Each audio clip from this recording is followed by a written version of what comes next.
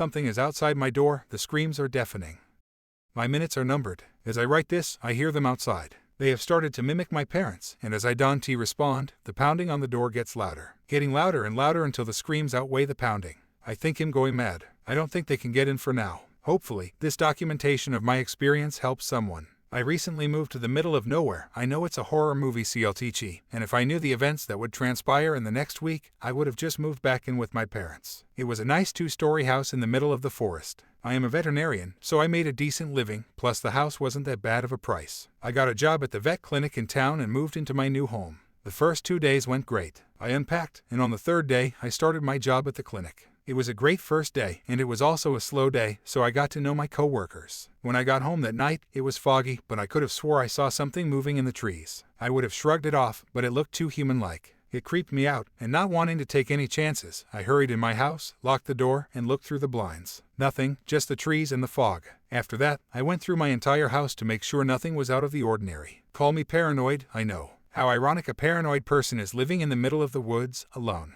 After I made sure everything was in the ordinary, I went to bed. The next day, I was rudely awoken to a loud bang. I shot up out of bed and grabbed the baseball bat at the side of my bed, slowly went downstairs, and I heard a second bang at my front door. I peeked through the blinds and was met with a horrifying sight. A man, wearing a deer head, holding a machete. I ran upstairs, grabbing my phone. I called 911. It took them 30 minutes to arrive, and by that time, the person was gone. I met with the officer outside and explained to her what had happened. Officer Bailey, this is not the first time this happened in this forest. What we can do is do a walk through the forest. If it happens again, don't hesitate to call me. This isn't the first time this has happened. Officer Bailey, I wouldn't worry. It's probably a homeless person on drugs. Again, if anything else happens, don't hesitate to call. I didn't understand how a man wearing a deer head with a machete was a homeless person. Before I could say anything else, I saw her get in her car. With that, she was gone. I was back alone outside my house. I was weirded out, but before I could think about it further, my phone buzzed. I checked my watch and realized I had work in an hour and a half. I got dressed and headed out.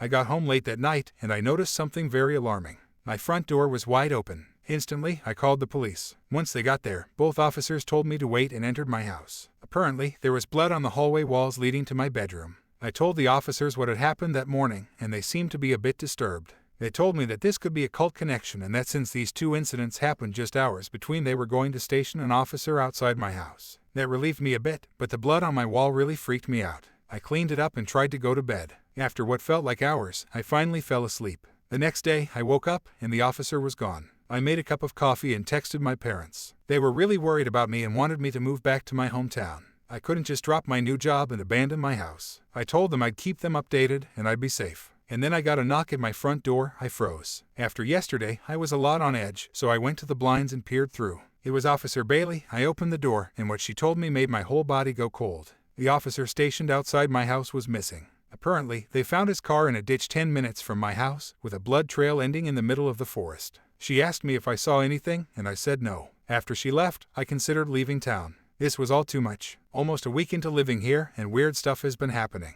I calmed down and decided to enjoy my say off, until I saw that man again, walking through the forest, holding a bloody machete. I saw him look toward my window, and I ducked. When I looked back up, he was gone. Then I saw at least 20 people walking up to my house. Some of them were wearing masks, but the ones that weren't wearing masks had wide smiles with bloodshot eyes or no face at all. I was terrified. I heard glass break downstairs, and I ran to my bedroom door, and I knocked my dresser in front of it. I grabbed my baseball bat and my phone. I called the police, but I got no answer. My mind was racing, and I heard footsteps moving through my house. I heard someone walking up my stairs, and then I heard the voice. The one voice I didn't expect to hear. It was Officer Bailey, trying to get me to come out. I ignored it and stayed silent. I didn't know what to trust. After a few minutes, it started banging on the door and screaming. It didn't stop for an hour. Now, it's been 16 hours. They are getting smarter, and I've found myself close to moving the dresser and opening the door. The screaming is getting longer, the banging louder, and something cut the electricity. The light from the screen of my phone is my only source of light. I'm going insane. It's imitating my parents. I don't know what to do. I feel hopeless. The dresser is moving, each pound on the door.